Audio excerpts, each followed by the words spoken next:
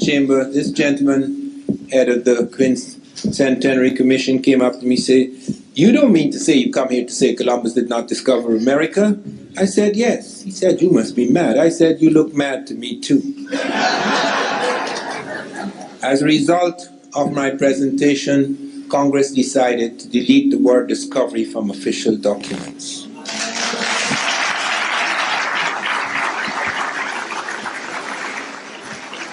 I presented a vast body of evidence, and it started as a peculiar accident because I was in the British Information, I was in services, then I was in the British Information Services, and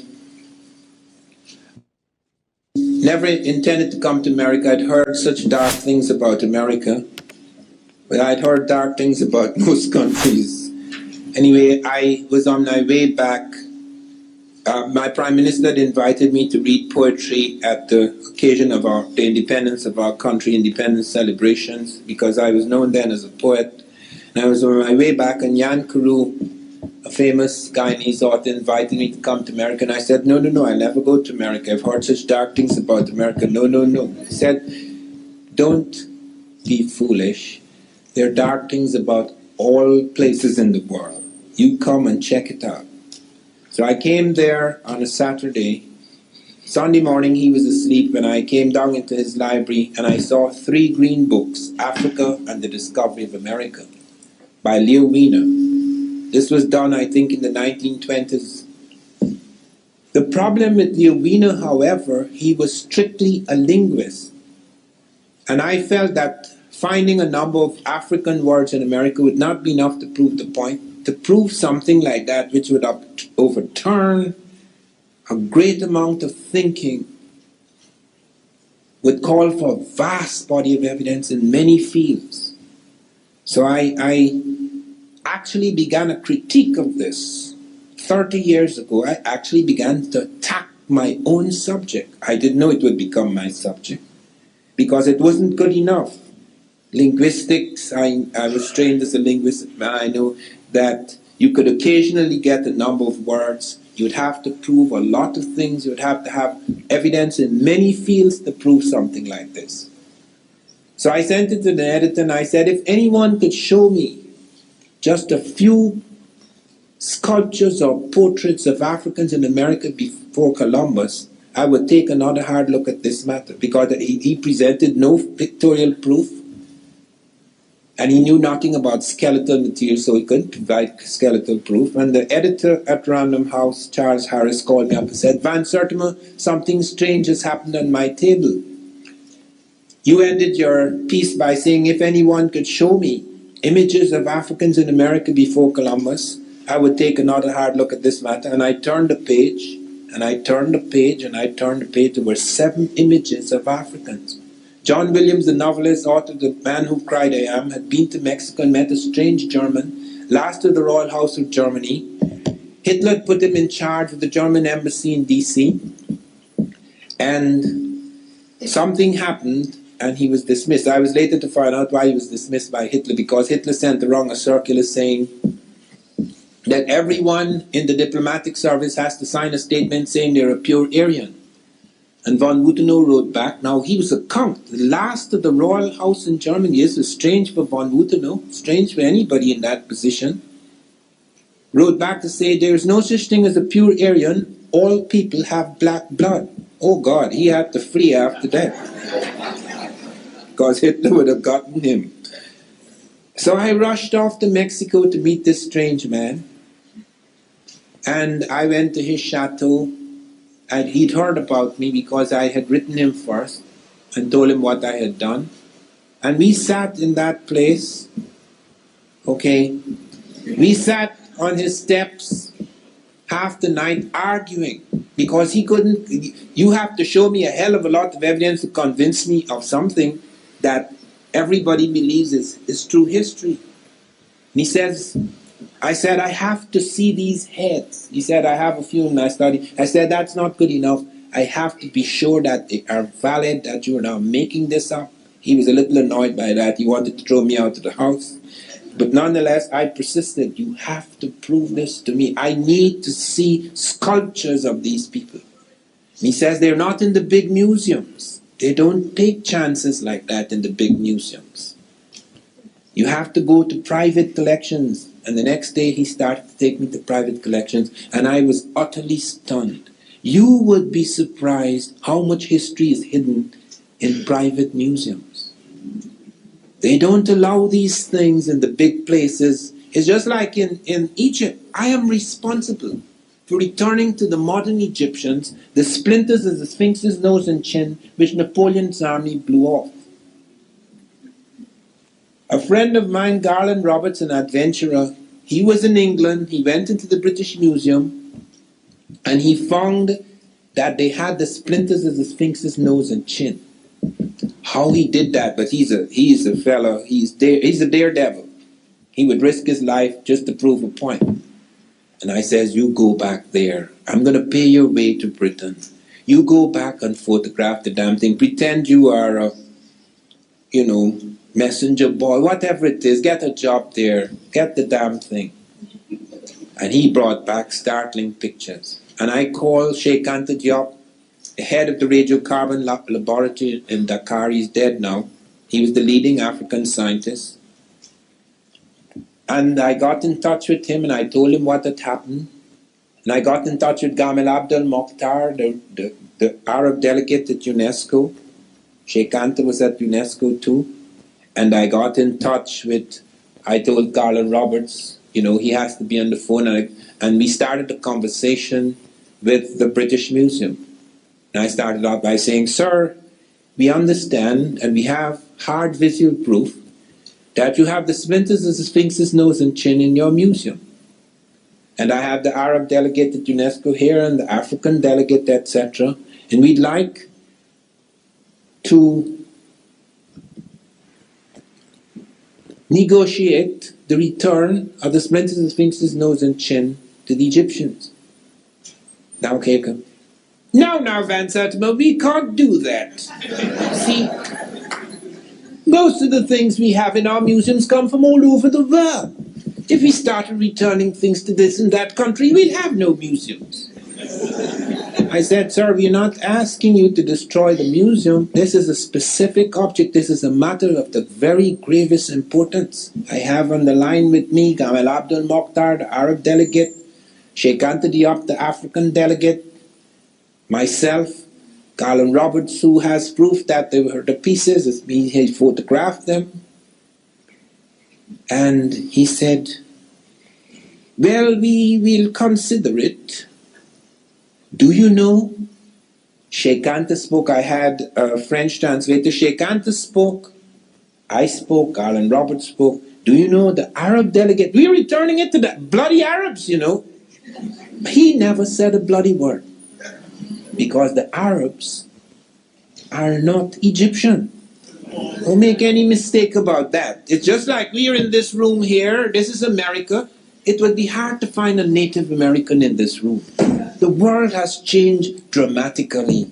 There have been half a dozen invasions of Egypt. The Persians, the Greeks, the Syrians, the Persians, the Greeks, the Romans, the Arabs. That is not Egypt. Egypt is no longer Egyptian. They have not a damn thing to do with the building of the pyramids. We now have hard proof, very hard proof, that Egypt was African when the pyramids were built. There is no question about it. This is not guesswork. This is not theory. We found the skeletons in the ancient graves. We found sculptures, which you'll never see when you go to Egypt. They don't put those things on display. But now we have the hard proof. And I'll deal with that later when we come to deal with the Egyptian section of this lecture. But I appeared before the Congressional Committee and I presented 12 witnesses, all European. Because they're going to say I'm Afrocentric if I show them this African said this. No. I'm going to take the very people that you think you will listen to. Columbus is the first person. I said, that's how I began. I'm not the first person to suggest there were Africans in America before Columbus. Christopher Columbus is the first person to say that. He actually says in the Journal of the Second Voyage that when he was in Haiti, Native Americans came to them and told them that black-skinned people had come from the south and southeast trading in gold-tipped metal spears. Columbus may or may not have believed, but he actually collected samples of these spears. They were sent back to Spain. They were meticulously, microscopically examined in Spain. And they were found to be identical, not just similar, identical with spears being forged in African Guinea, of 32 parts, 18 were of gold, 6 of silver, and 8 of copper. Not only were they identical metallurgically, the words the Africans were using for these spears were the words the Americans were using. African word for gold, Ghana. That's why it's called Ghana. Gold Empire, the Golden Empire. And I checked it out in several African languages. Sarakole, Soninke, Gadzago, Kane. Vayan Mende, Kani. Kisi, it's Kani. Kono, it's Kani. Fuel, it's Kane. That's the word for gold. And that's the word the Americans are using. And they have their own bloody gold word. Why are they using this strange word? And presenting material which, when checked out, when the metallurgists checked it out in Europe, they found the spears were identical in the ratio of gold, silver, and copper alloys. How could you have linguistic and metallurgical identities like that? It is utterly impossible.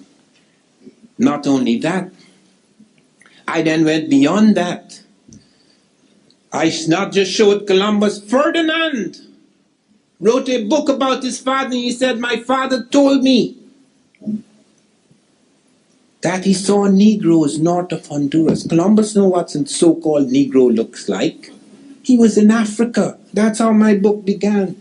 Columbus sitting at a table in Africa, arguing with the Portuguese. I tracked this man down. It is possible when you become very famous, people could track every little thing. Who you slept with, who you tried to kill,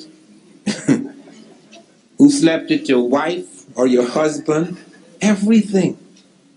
And one found a hell of a lot of stuff on this clown, or rather this villain. He did some horrible things. He's known as the Great Discoverer. Ferdinand said, my father told me he saw Negroes north of Honduras. He not only heard of them in Haiti, he actually saw them north of Honduras. Vasco Nunez de Balboa, on September the 25th in the year 1513, I've got it down to the day. He's coming down the slopes of Paracu and Darien, which we now call Panama. And he and his men saw 2 tall black men among the Native Americans. They are startled. They haven't brought no black people there. Several of them commented it. Peter Martyr said they must have been shipwrecked. Then he also said they were Ethiopians. Well, Ethiopians, the word Ethiopian is not used for people of Ethiopia. The reason why Ethiopia gets that name, Ethiop means burnt skin. People of burnt skin would generally call them Ethiopians. So it's not referring to Ethiopia. Peter Martyr said they must have been shipwrecks. Lopez de Gomara said these blacks Balboa saw in the Indies were identical with the blacks we saw in Guinea. Rodrigo de Colmenares saw blacks. Captain of Balboa saw blacks east of the Gulf of San Miguel. Alphonse de Catafalque reported in his book, Study of Panama. L'Abbé Brasseur de Bourbourg, with the guy who went to Panama, said there were 2 distinct people in Panama. The Mandingo, black skin, and the Tule, red skin. The red skin would be the Native American. And Alphonse de Catafalque presents us with a map showing blacks in various places in early America. The Charus of Brazil, the Jamasi of Florida, and the Black Caribs of St. Vincent. Pre-Columbian. Alonso Ponce cites them off Campeche in Mexico. River Palacio cites them off Tegucigalpa in the Nicaraguan Honduran border. Ramon Pane speaks of them as the black gold traders. Fray Gregorio Garcia cites them off Cartagena, Colombia. A dozen Europeans, Christopher Columbus, Ferdinand Columbus, Vasco Nunez de Balboa, Peter Martyr, Lopez de Gomara, Rodrigo de Colmenares, Alphonse de Cartafax, L'Abbé Brasseur de Bourbourg, Alonso Pons, River Palacio, Raman Pane, Fray Gregorio Garcia, seeing things that are not there. Probably blacks are haunting their dreams. It's absurd. You cannot have 12 eyewitnesses to event that never happened. And I have not just 12 eyewitnesses. That is just one piece of evidence. I have 12 pieces. So it's not just the eyewitnesses, the metallurgical evidence. That it was tested. They were found to be identical in the ratio of gold, silver, and copper alloys as spears being forged in African Guinea. 18 parts gold, 6 silver, 8 copper. How could you have identities like that? Then there's the linguistic identities, which I just mentioned. Saracolis, Ninki, Gadzago, Vai, Mende, Kisikono, Pule went through half a dozen African languages to check out the word. And they're using the same bloody word that the Americans are using. How is that possible? If it was a European, you only need one piece of evidence. I'm giving you 7. And how could you deny that? And it doesn't stop there. There is the botanical evidence. Take the banana. We use the word banana for the banana, but that's not the African word for the banana. The word for the banana is bakoko in Africa. Banana is an Arab word. The Africans didn't have bananas. The bananas were introduced into Africa by the Arabs very early, and they have a different word for it. They do not have banana. They have bakoko. I have checked the bakoko word because they found bananas in Peru. Peru didn't have bananas. Pre-Columbian Peru was not supposed to have, they didn't have original bananas. The banana, the reason why we found the banana is because when they buried their dead, they would have ceremonies every year, the year of the day of the death, and they would put fruit in the grave, and among the fruit they put in the grave was the banana. And they do not originally have bananas. That has been checked out. It's only found in these graves. If they were eating the banana, we'd find other kind of evidence. And the word for the banana in Peru is the same as the word for the Africans have. We call it banana, but the Africans call it bakoko. So I started checking out the words in Peru.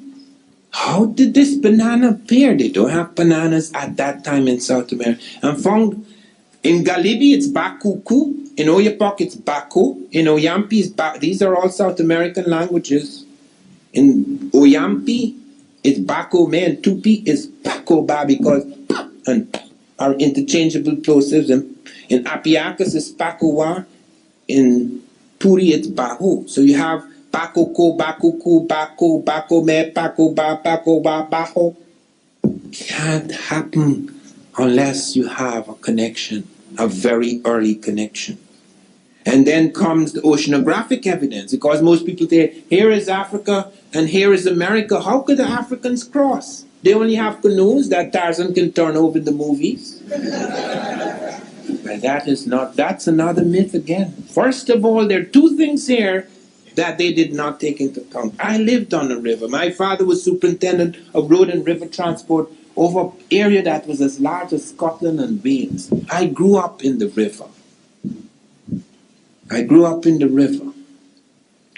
And my mother and father were divorced. That was the first divorce in our country, recorded divorce in our country. They later remarried. That was the first recorded remarriage in our country. I wouldn't advise you to do it. It doesn't work. But anyway, they did it in order to save the children, and I am grateful to them, but they suffered. But anyway, to come back, you have this knowledge. I had this knowledge of currents because I used to swim 3.5 miles across the water to the air base. That was a big thing to show how you are. You know, boys are like that. They're always playing their ass, trying to prove they're strong. Several of us drowned. So you could see what I mean by playing the fool. Anyway, I used to swim across the river, so I was extremely strong. And I knew about currents. Because most people think the river is just like that. No, the river is alive. In certain parts of the falls in Guyana, The water is running as fast as a motor car. You don't have to have an engine. You have to know how to steer. Or it hits you against the rock and you're blown to pieces. The water moves as fast as a motor car. And in those waters, they do not move as fast as a motor car, the great rivers, but they move with force and take you places. And we have discovered 3 currents of Africa that take you automatically to America. There's one up the Cape Verde, one up the Senegambia coast, one up the southern coast of Africa. Once you are caught in those currents, you have to come to America unless the fish get you first. Whether you have an engine or not, the water is the engine. It's very powerful. And it's exactly where those currents end that we find the African presence. It goes to Mexico. It goes into other parts of America. It goes to Brazil. They recently found, listen to this, look at the lies involved here. They recently found an African Negro woman. I say Negro because not all blacks are Negro. The African has 6 faces. For example, if you're in a dry African climate, you have a narrow nose. If you're in a wet or moist African climate, you have a broad nose. Most people don't know that. They don't know they have 6 types of African. They're the Nilotic type. They're all black. But they have the Nilotic type, the so-called true Negro type, all sorts of types they have. And I have in my new book the faces of the various types. And all of these types appear. But what is most extraordinary is the evidence we have of their ships. They had the ships. Thor Heyerdahl became world famous because he got the Baduma people on Lake Chad to build a boat that the Africans built before Christ. Thor Heyerdahl used the boat the Africans built before Christ. They showed him the model.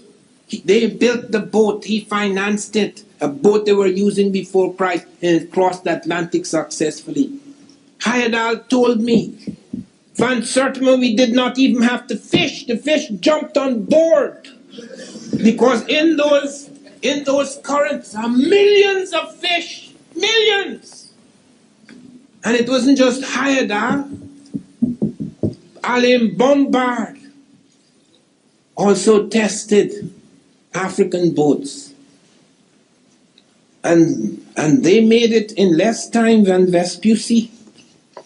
You have several, if you study the work I have done in the new book, Early America Revisited, you'll see these guys made it in less time than the European boats because of their knowledge of the currents. And they're not only currents off the Cape Verde, off the Senegambia coast, off the southern coast of Africa that take you to America. They're currents that spin you back towards Africa.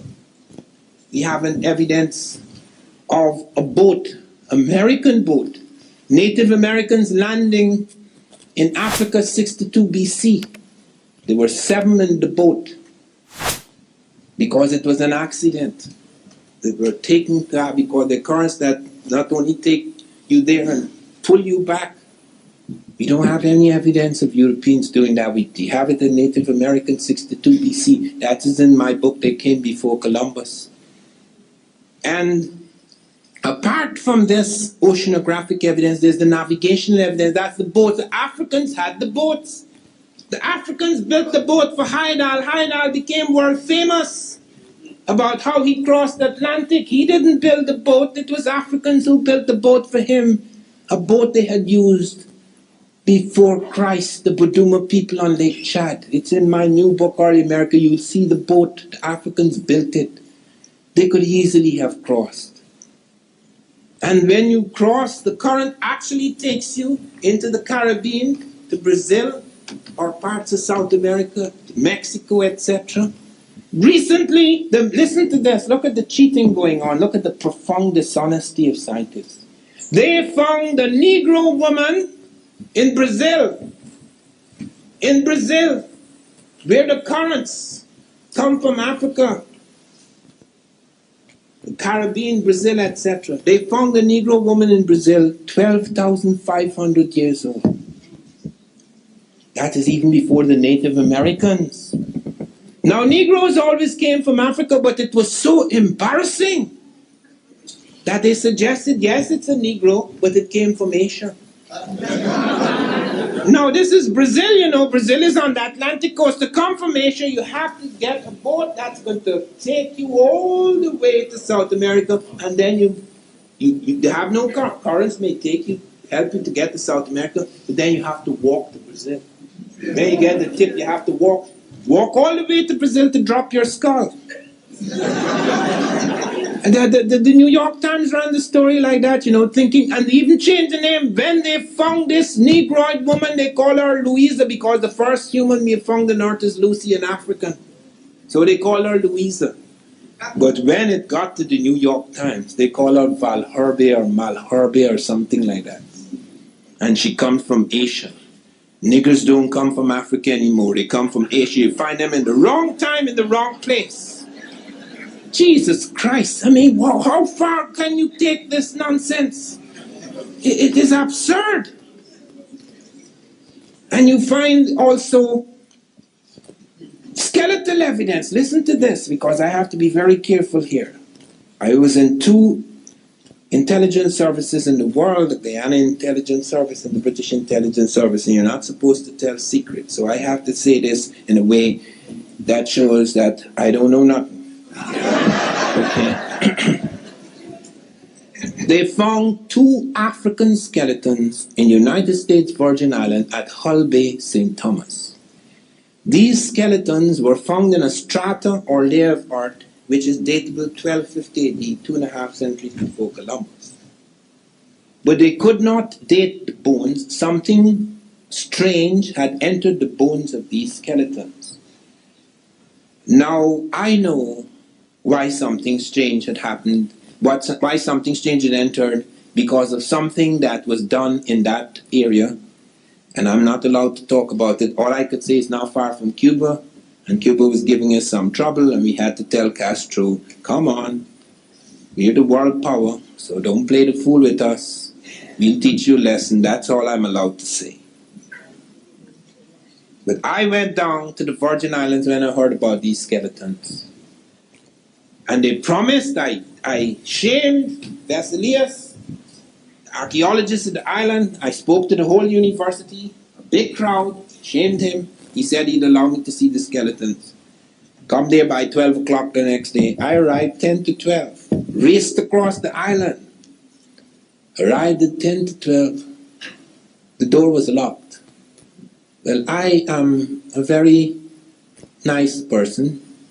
But when I get angry, I'm not very nice. So I ran at the door. Wham! Shook the place. The police came out. What are you doing here, sir? I was invited here. You know the place, don't you see the place is closed? Yes, sir, but it's very strange that it should be closed. I was invited here, I was to come here by to move along, sir, or we have to arrest you. Well, I moved along. But fortunately for me, friends on the island who'd heard of my interest, and I'd spoken to the university there, they took me to a rock pool at St. John. That was St. Thomas where they found the skeletons. They took me to a rock pool at St. John's in the Virgin Islands. And they wanted to show me carvings of tropical animals. When I saw these carvings, I said, no. That is not evidence. Those tropical animals are in both places, both Africa and America. But as I was preparing to leave, the light of the sun shone on the rock, just above the rock pool. And I looked down and I saw a strange formation, dots and crescents. And I said, nature cannot do that. Nature cannot do that. It's because it will wash against the rock and it may cause a kind of cleavage in the rock, but it can't make perfect curves and dots and curves. It cannot do that. So I went down there and I cleaned the rock and I photographed it. I sent it to various parts of the world. I sent it to Africa. So someone in Africa, in Ghana, said it's the Guyaname sign, and I said, send me evidence of the Guyaname sign, and he sent it to me, and I said, no. Don't waste my time, man. That doesn't look anything like the gay army sign. But I kept taking it wrong, and eventually Dr. Barry Fell of Harvard, he's dead now, he'd written America BC. The New York Times ran 3 pages attacking me and Fell. I brought out, they came before Columbus. Barry Fell brought out America BC. He was dealing with other kinds of contacts. I was dealing with African contact. The New York Times ran 3 pages attacking me and Fell. They wouldn't even allow anybody in America. But fortunately for me, Dr. Clarence Vine, the oldest of American archaeologists, who had been on the place where they found the stone heads with African faces, he wrote a marvelous essay on me. Because he was the oldest American archaeologist, they couldn't kick out his essay. So he said, I am absolutely convinced of the soundness of Van Sertima's conclusions. So in spite of all that, it came through. But look now, the skeletons, we cannot move on. Because recently we have another clown who's entered the Virgin Islands, and he's saying now that even though they're in strata 1250 AD, these skeletons could not be, could not be Africans because they have, could not be proper Africans because they have something teeth, they have some problem with the teeth. And Africans cannot have that problem because they are some sort of nonsense, but they don't eat certain things, so that they, the most absurd, I find it difficult to remember it because it is so absurd. I do not know how long I could keep it in my golden brain. These people are awesome. Look, what incredible evidence. If I did not find that script which was translated, plunge in to cleanse yourself. This is water for ritual ablution before prayer. Because Barry Fell says, it's Libyan, so I sent it to the Libyan Department of Antiquities. And they came up with the translation. Plunge in to cleanse yourself. This is water for ritual ablution before prayer. And then comes a map. It's in my new book. A map of Brazil that shows independent black settlements in Brazil, pre-Columbian. And then comes the oral evidence in Mali. They speak of a king, Abu Bakr II, who wanted to cross the ocean because he felt there was land beyond. And he appears, the Mexicans report this strange black man in white robes appearing. And it is also reported by the Arabs because Mansa Musa went to Cairo. He's a Muslim, and he went to Cairo. When he was in Cairo, he talked about, they asked him, what happened to your brother? And he told him that he wanted to cross the ocean and he never came back. And it's recorded by the Arabs in Al-Kashandi and the Masilik al-Absar, Fir Mamilik al-Amsar, so that's the documented evidence. Then there's the iconographic evidence. So I've presented 12 pieces of evidence: eyewitness accounts, metallurgical evidence, linguistic evidence, botanical evidence, oceanographic evidence, navigational evidence, skeletal evidence, epigraphic evidence, the script, cartographic evidence, a map, oral evidence of the Mali Griers, documented evidence, the Arabs, Al-Kakashani, the Masilik al-Absar, Fi Mamelek al-Amsar, and the iconographic evidence. That is, you look at my book and you're going to see sculptures of Africans. There's everything. The texture of the hair, the shape of the faces, lips, noses, everything. And one of the things they found, and I'm not going to talk about it at this point of the lecture later, they found something that is so astonishing that they are utterly embarrassed. And that was found after. But here is the 1310, 1311 journeys where I present 12 pieces of evidence. I did not know of an memorial visit because that is what I presented to Congress, and they decided to delete the word discovery. So let me make it quite clear. Truth, trust to the ground will rise again.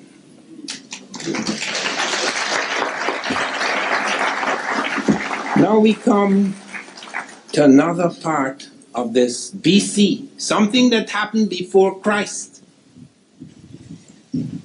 Now, Egyptians made a journey across the Atlantic. How did they do that? Why did they do that? How do we know that they do it? They did it. Listen carefully. Do not confuse modern Egypt with ancient Egypt.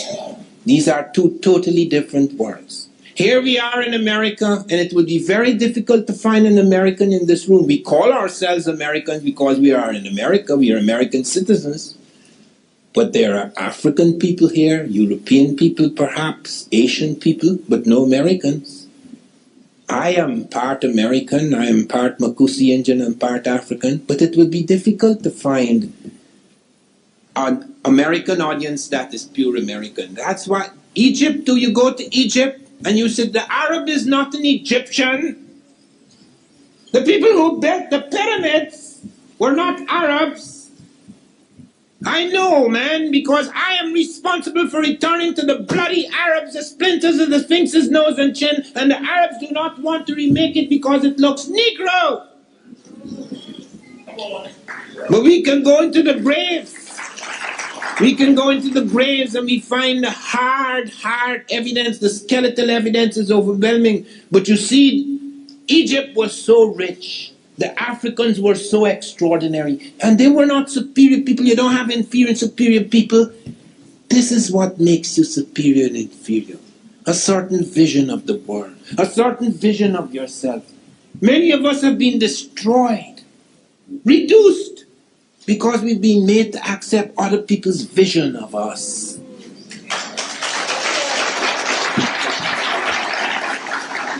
You look at Hitler. Hitler was a bloody lunatic. We threw him in prison in his early 20s. Hitler was walking around the prison like this. Guards bowed to him. That was an awesome person, boy. I mean, he was evil, but he was awesome. Napoleon too. Napoleon wasn't even a Frenchman. Most people don't know that. I am destined to glorify a people I hate.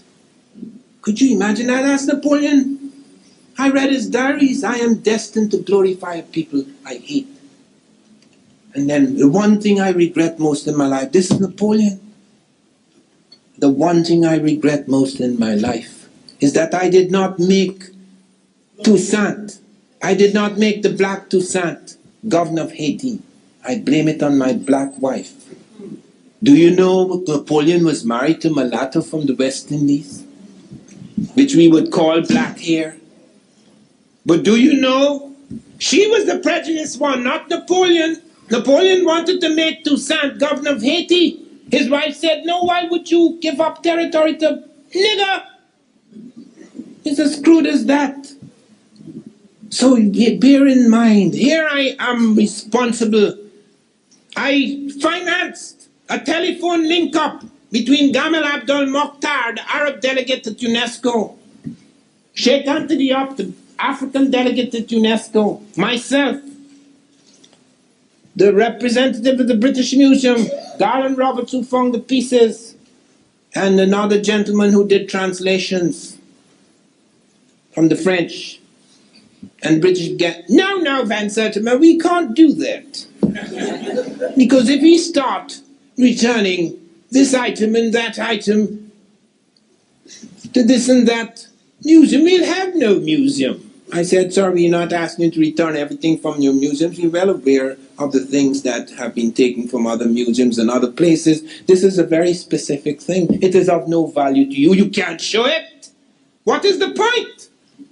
You can't show the splinters of the nose. Nobody's interested in splinters. Put the nose back on.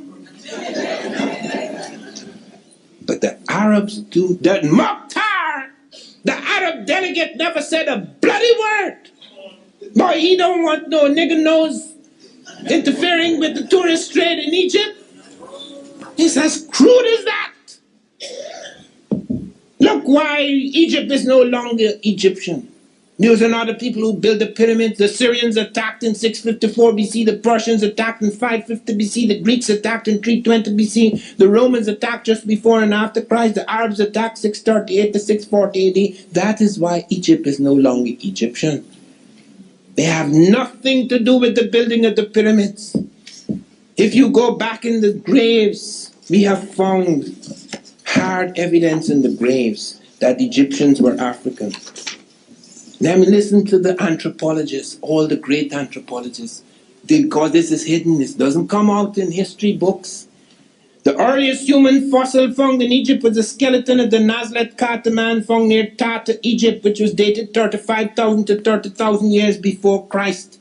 Regarding the racial affinity of this skeleton, Toma concludes strong alveolar prognatism combined with fossil Prinacilis and an African skull is suggested of Negroid morphology. He proves it's a Negro. Then comes Wendorf, 1982. Wendorf discovered the skeleton at Wadi Kubaniya, located 10 to 15 kilometers north of Aswan in Egypt. This skeleton dated approximately 20,000 years before Christ. The wide nasal aperture, lower nasal margin morphology, presence of the sulcus prinacilis, wide interorbital distance and alveolar prognatism demonstrate affinities with broad African variants. All of the great anthropologists, archaeologists,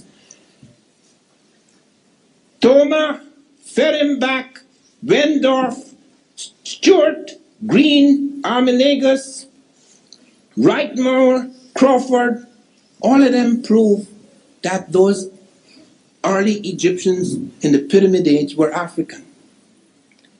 That's the reason why Mokhtar, the Arab delegate, doesn't want a Negro nose on the Sphinx. Because they don't want to relate back. But the Germans sent me, I have it in my new book, you see a beautiful color photograph showing you what the world was 1,200 years before Christ. The black is on top of the world. He's in charge of Egypt. There's no question about it. And they built the pyramids. The Japanese came to my friend Sheikh Anta Diop, seeking advice on building a pyramid. And Sheikh Anta Diop said, do not use bronze tools. And the Japanese said, how could you say that? The last stage of the Egyptian was the Bronze Age. And he says the last age is not the best age. There you cannot. The Japanese would not listen. They went there, they made such a mess, they had to throw them out. Bronze tools, the tools broke. They had to use air jackhammers in order to cut the stone, and they could not cut it, the stone the ancient blacks in Egypt did. Let me tell you, this is scientists reporting with amazement at how these Africans cut stone. The mean variation of the cutting of the stone from a straight line and from a true square is but 0.01 inch in the length of 75 inches up the face, an amount of accuracy equal to most modern opticians' straight edges of such a length. In other words, we only cut eyeglasses like that. These joints, with an area of some 35 square feet each, were not only worked as finely as this, but were cemented throughout, though the stones were brought as close as 1/500th of an inch, or in fact into contact, and the mean opening of the joint was 1/50th of an inch, yet the builders managed to fill the joint with cement, despite the great area of it, and the weight of the stone to be moved some 16 tons. To merely place such stones in exact contact to the sides would be careful work, but to do so with cement in the joints is almost impossible. This is Flinders Petrie, our Inheritance of the Great Pyramid, London, 1874. Thus the builders of these great monoliths quarried and cut stone within 1/1000th of an inch of mathematical perfection, and raised the man-made mounting as meticulously as we cut gems. There are approximately 2,300,000 blocks of stone which comprise the Great Pyramid. These individual blocks weigh from 2.5 tons to 70 tons, as much as a railroad locomotive. Originally covered an area of 13.1 acres. The Great Pyramid, listen to this as I close on this part.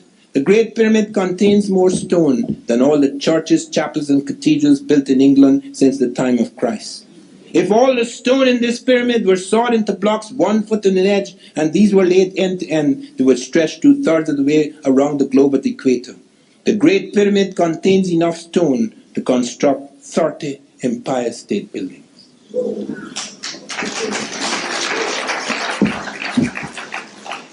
Now, if you really knew what the African was doing, most of us would not be behaving like inferiors. We'd have challenged the system long time ago.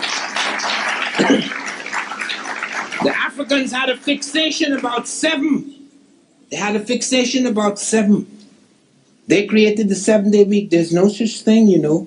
The Africans noticed in Egypt that there are 7 orifices in the human body. I can't mention all of them. There's 7 primary colors in the rainbow: violet, indigo, blue, green, yellow, orange, red. There's 7 notes in the musical scale. There's 7 layers of skin. There's 7 parts of the human brain. There's 7 parts of the human eye. 7 is critical in the ages of man. 7 is the age of reason. 14, 7 years later, puberty. 21, 7 years later, maturation. 7, 7, 7, 7, 7. That is why they created the 7 deadly sins. Christ was in Egypt. He's not an Egyptian, he's a Jew. He was born in Jerusalem, but he went to Egypt. Read Hosea, out of Egypt shall I call my son. He was brought back to Jerusalem, where he was crucified. 7 deadly sins, 7 cardinal virtues, 7 days of the week. That's the Africans created the 7-day week. There's no such thing. 7, 7, 7, 7, 7. And then they sent out 7 ships across the water. Now they had intimate interconnections with the rest of Africa. We have found evidence of that. Lady Lugard reports a visit of Egyptian pharaohs to Hausaland. We have found, and here is where Diop was very helpful to me. Diop and Obenga. Obenga 2 weeks ago introduced me to an audience in California. Obenga is the most remarkable African scholar in the world at the moment. Sheikh Anta Diop was before, but he died.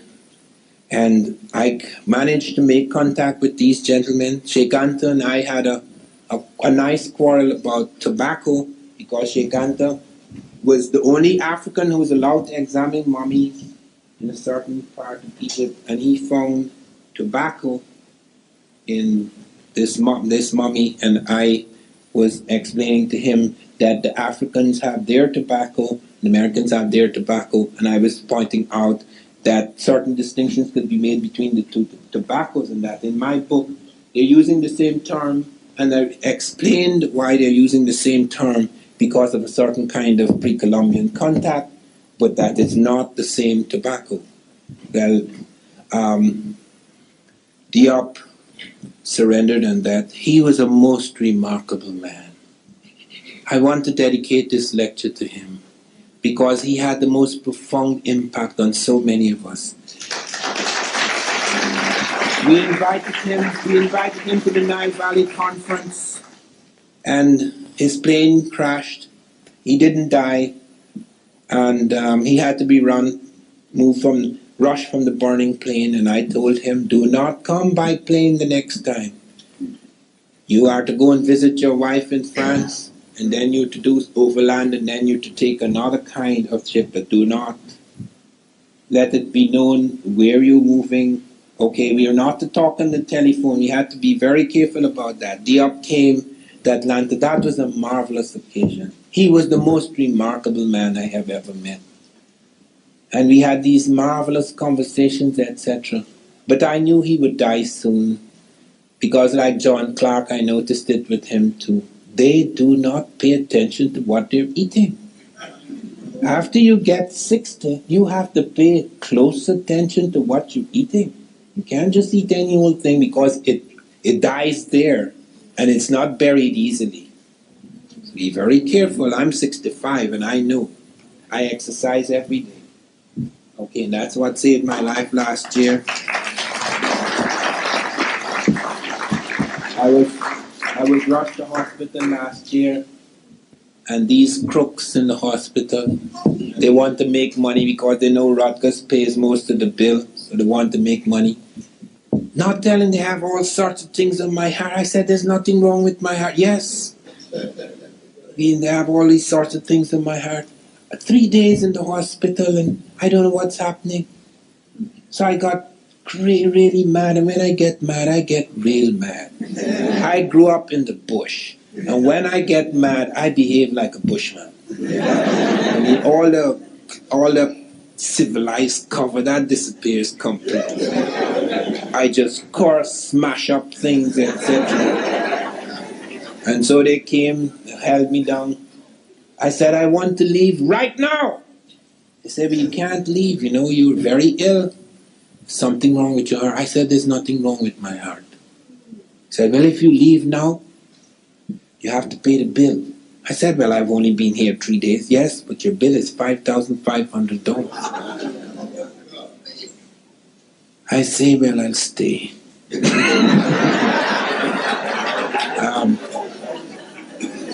So they said, I said, but okay, I make a deal with you. Put me on a treadmill if you think there's something wrong with my heart. And I ran a mile at full speed.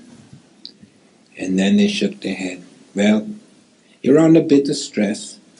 But if you had run that mile the way you ran it, and there was something wrong with your heart, you would have died. I said, thank you very much for being so truthful at last. But to come back, the incredible things that we're finding now, we found in America, that the Egyptians made a trip to America. They sent out 7 ships. We found it in a tomb in Egypt, where these ships, 7 ships, are heading towards the west. 7 was everything to them. So they sent out 7 ships. And we have it in this painting among the Ramesses around 1200 BC, these 7 ships heading towards the west. And we find intimate interconnections between the Egyptians and the rest of the Africans, because people could say, okay, Egypt is separate. Today it is, because the Egyptians are no longer Egyptians, just like the Americans are no longer Americans. You come into this room, it would be hard to find a Native American. You go to Egypt, and it's hard to find an Egyptian. So be very careful about the past and the present. These worlds have changed dramatically. And so we have lots of evidence of their links to the rest of Africa. Sheikh Anthony Up and Theophilo Benga presented, and it's in my new book, more than 100 words in Wolof, a West African language, the language of Sheikh Anthony Up, more than 100 words which are identical in all their forms. That is utterly impossible. UNESCO surrendered. All of these big professors with all their big degrees, so they had to surrender, because these 2 super Africans proved beyond them, beyond the shadow of a doubt, that that's all a lot of nonsense. This is clearly what we say it is. And they surrendered. It has been established beyond the shadow of a doubt. The connections between Egypt and the rest of Africa were extraordinary. We have Lady Lugar reporting on a visit of Egyptian pharaohs to Hausaland, an Egyptian golden breastplate found in an ancient lake in Nigeria, more than 100 Egyptian words in all their forms and variants found in Wolof, Diop's language. The African word for God, what is the word for God? Amen. You use it in your prayers. That's African. Amen. Jesus was in Egypt, you know. Out of Egypt shall I call my son. He wasn't an Egyptian, he was a Jew, but he went to Egypt. He was smuggled out by his uncle because they were killing off the firstborn. That's how Jesus landed up in Egypt. And the 7-day week is Egyptian. Egyptian golden breastplate found in ancient Nigeria. As I say, nearly 100 Egyptian words in all their forms presented to UNESCO. UNESCO had to surrender. They couldn't believe it. Obenga and Diop proved it beyond the shadow of a doubt. To even take the word for God. What is the word for God in Egypt? Amen. You saying it in your prayers, that's African. Amen. Amen and Amen is Egyptian, and Am is West African, comes from that, and Nyam is East African. So you have Amen and Amon Egyptian, and Am West African, and Nyam East African. Don't think everything is lost. There are all sorts of clues left in the past, and that if you learn certain things, you can pick them up. So they can't fool us anymore. And we find the incredible things that they did, the building of the pyramids and all these things, but they also built remarkable ships.